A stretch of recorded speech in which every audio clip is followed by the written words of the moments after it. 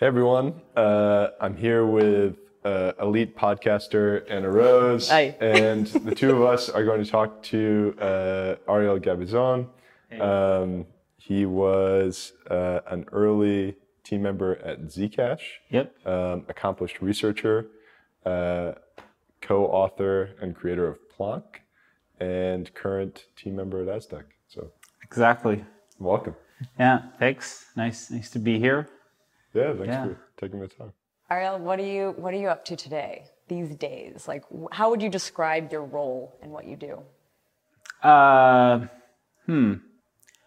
I do a bit of, I guess it's in the spectrum of, art research, like trying to push the limits of, ZK snarks, further, which today I would say has a lot to do with lookup techniques, like trying to really be able to work with the classical, which relates to being able to work with the regular primitives, signatures, encryptions, not just snark-friendly ones. And all the way to, reviewing PRs, looking for bugs.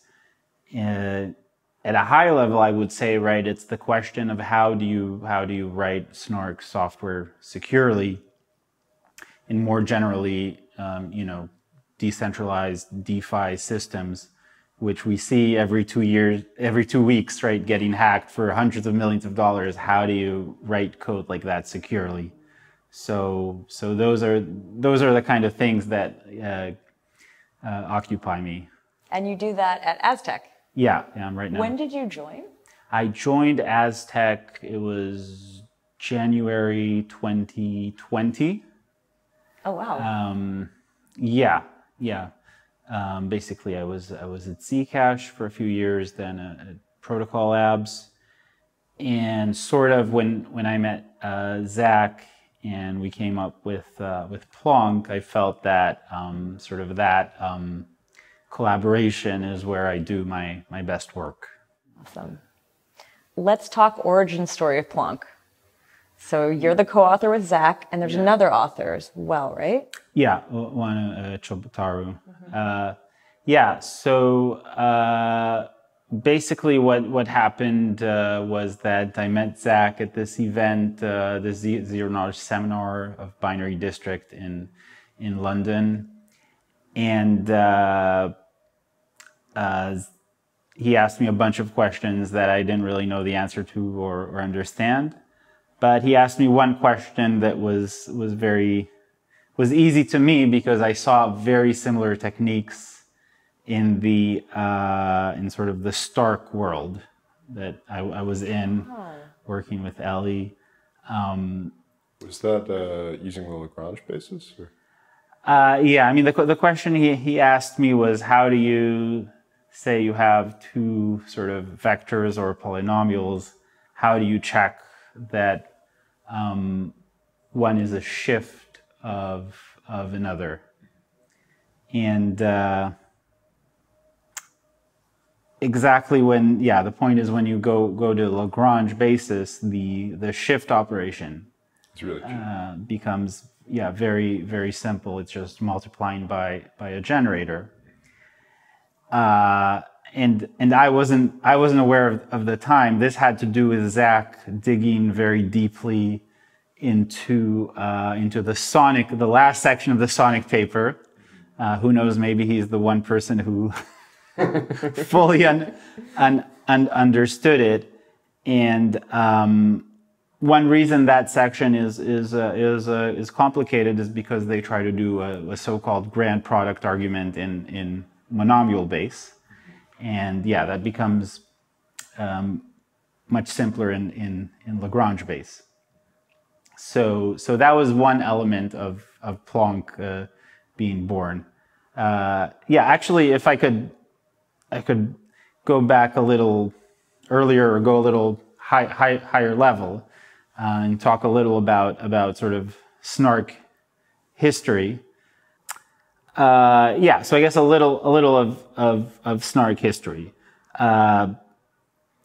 So basically, one very important tool in making snarks is this idea of doing operations on encrypted or hidden values.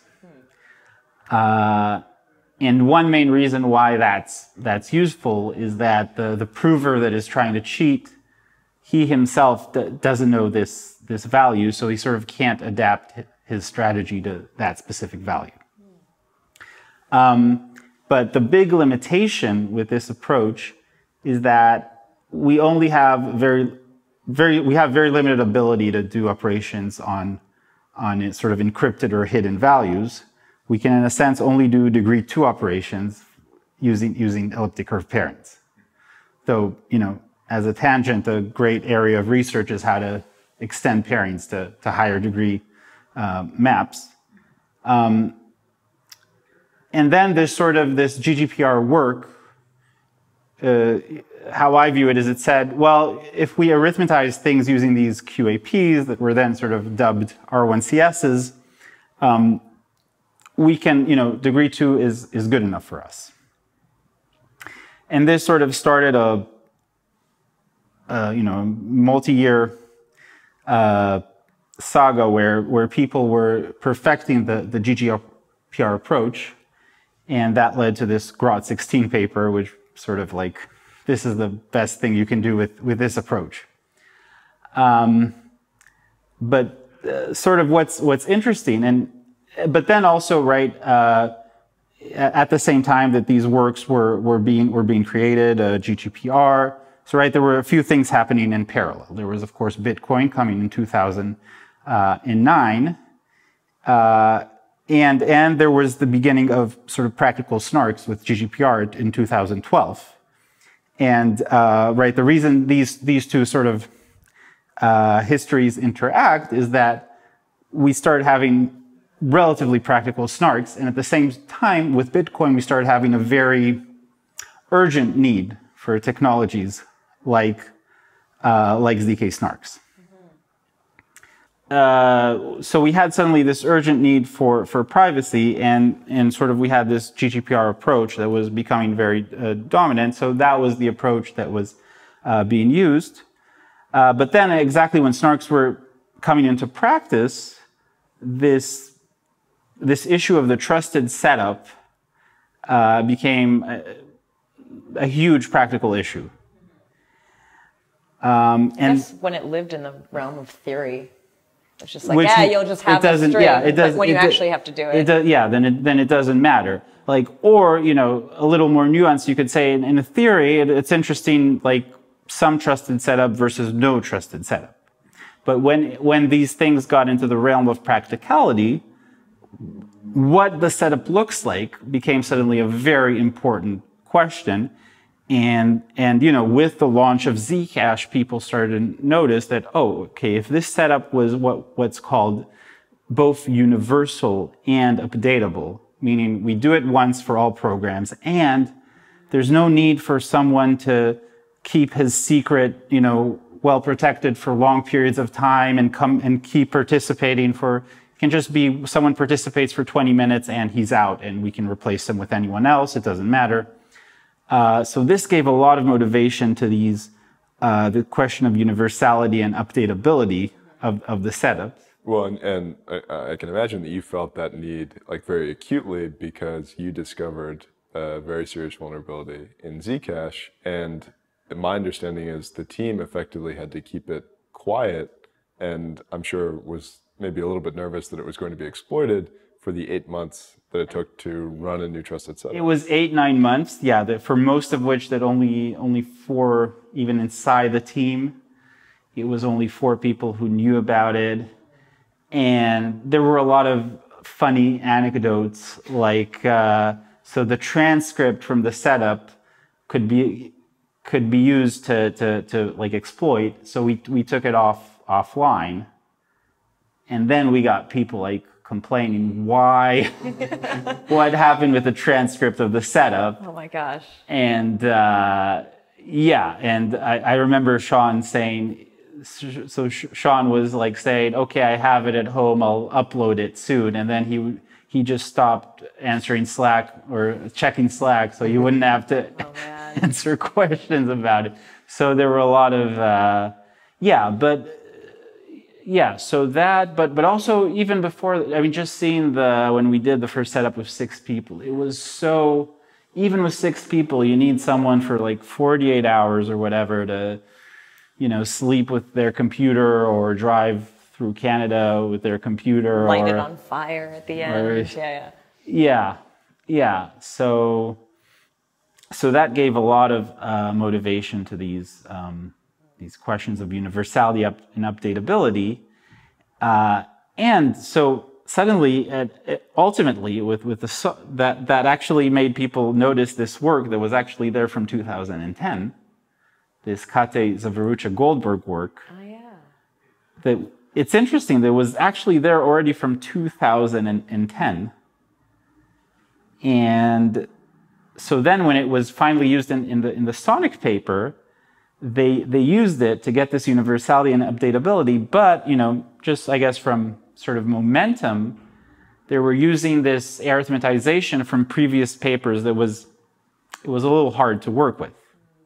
And sort of for me, the pre-birth story of PLONK is actually Mary Maller. She showed me, or us from Zcash, this KZG paper, and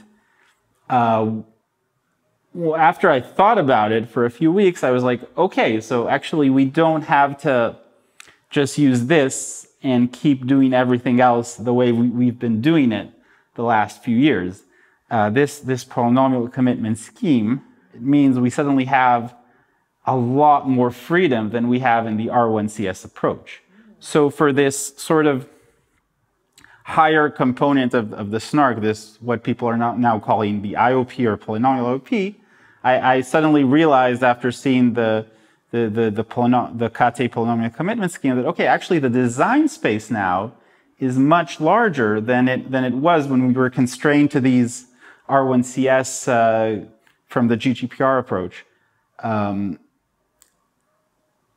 And so I was starting to think, okay, what is the simplest sort of polynomial IOP you can do when you're not limited by degree 2 equations? And that also is sort of part of the birth or pre-birth story of PLONK. Cool. Well, it's sort of ironic, right? Because a lot of people coming into learning about zero-knowledge proofs in, when I did like 2017, 2018, we thought that R1CS was like fundamental, and that was sort of this basic building block of ZK systems. But I believe the arithmetization used or the technique used in PLONK was from like Baer Groth, and it had predated, the permutation argument, I think, had predated R1CS. And well, I would say it's a combination of the basic protocol there is from Baer Groth, but it's a simpler instantiation of it using univariate polynomials and Lagrange basis that, in hindsight, it's extremely simple. You don't really need to know about it. Yeah. But the reason it came to me is because of working, I guess, in the Stark world with Eli Ben-Sasson at his lab, where this sort of idea of using a generator to jump from one point to its neighbor, it's like all the time. It's extremely all the time in Starks. Because with air, you just care so much about accessing the next and the previous rows. Yes. That's interesting. But I remember because PLONK came out at about the same time as Marlin, and so my co-founder at the time, Daniel, immediately latched onto PLONK, and I was like, still in R1CS world, but I think that PLONK just has so many advantages, and it's actually a much better model for thinking about, and a more natural model for thinking about arithmetic circuits, especially with custom gates.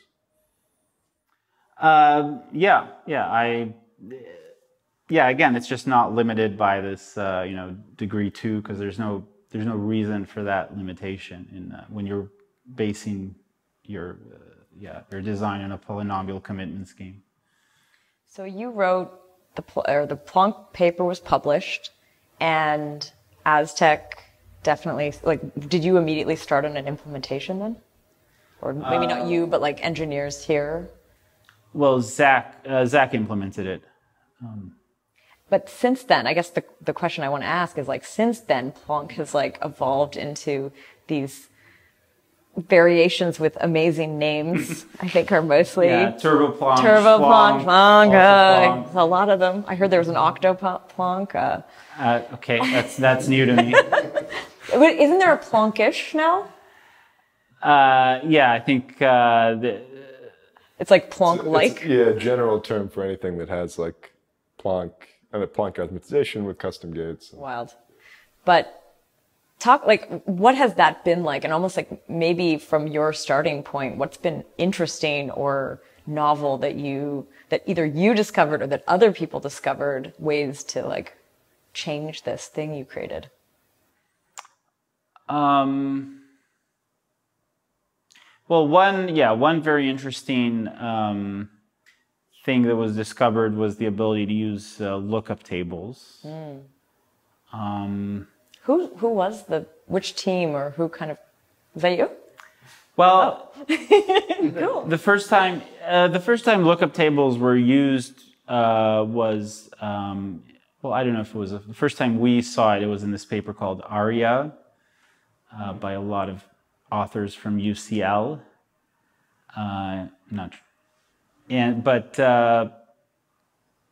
Lookup was a sort of a more efficient way to do lookups. I think we did want to find out from you, like, what's next as well. Like, what are you working on today in terms of PLONK? And, like, what directions do you maybe want to see it go?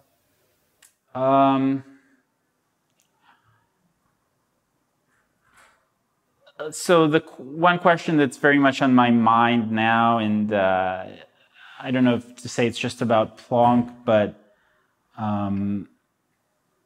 yeah, I would say like better techniques for using lookup tables. Like I think when the techniques, if and when the techniques for lookup table improve by, like even just like a half order of magnitude from what they are now, it'll cause a big pivot, because one pivot, and so now there's a lot of emphasis on snark friendly functions, like what functions can we arithmetize efficiently. So if lookup tables their use becomes efficient enough, all that won't be as needed or as motivated, I would say. And together with that, all this sort of game of how to most efficiently arithmetize things, finding all these little optimizations and minimizing the number of equations, or a lot of that might go away if lookup techniques become a little better. Is there any work that you would see as comparable in terms of impact, or like maybe it might not be from the PLONK ecosystem, but like that's happening elsewhere that is exciting to you or that you think could influence it? Well, this recent CALC paper, I think it made the first big jump in exactly what I was interested in improving lookup techniques since PLOOKUP. Isn't it, though, only able to deal with R1CS? Can it also be applied to... It's not specific to R1CS. It does rely on pairings and bilinearity, I think, right? Yeah. Yeah, we were interested in it, but in the fry setting, I don't think it's as applicable. But.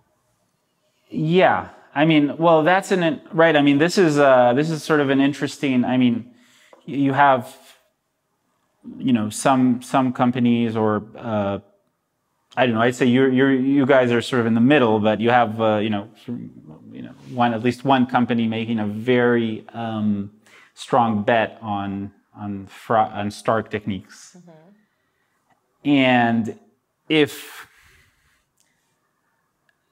Yeah, so calc is, I'd say it's the first paper where sort of the use of pairing is extremely inherent for efficiency, as opposed to just using it to get a polynomial commitment scheme where you can say, okay, I have a Frey substitute.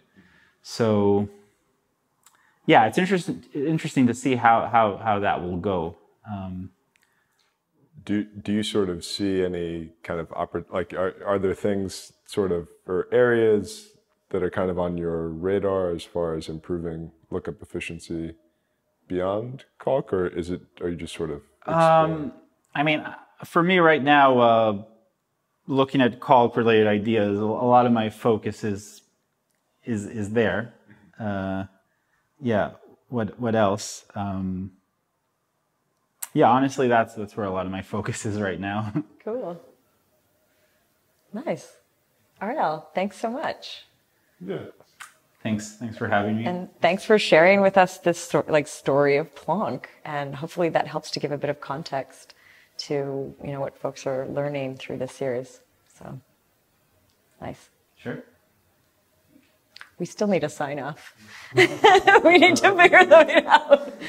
For me and elite podcaster Anna Rose, thank you for watching, and until next time. Great. Cool.